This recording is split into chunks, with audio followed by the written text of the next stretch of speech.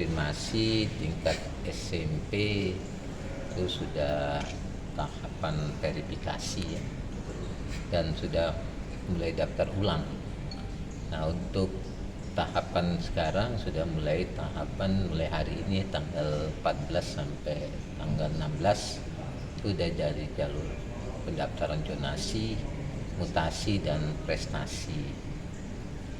Nah, untuk SD ini sudah mulai verifikasi untuk jalur afirmasi.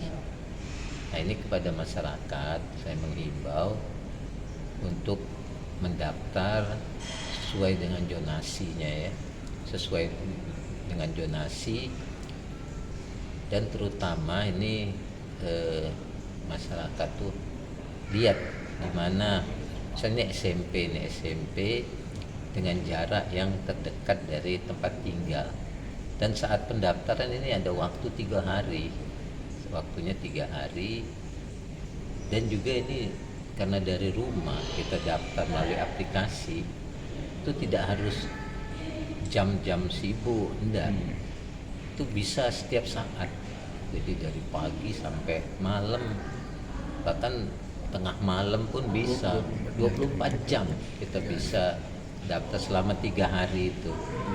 Bukan kita nih daftar ke sekolah, bukan manual, melalui online Pak ya? melalui online, jadi bebas jam berapa baik.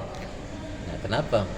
Ini kalau di waktunya bersamaan di pagi, ini kan akan buat masalah di server dan sebagainya.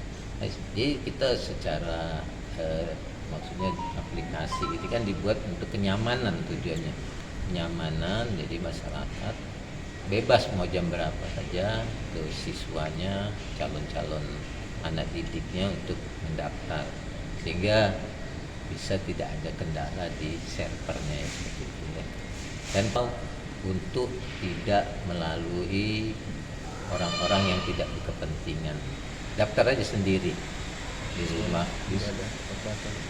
Nah, kalau ada yang kurang paham atau dengan aplikasi ini, pihak sekolah akan membantu, ada operatornya yang membantu ya, di pihak sekolah.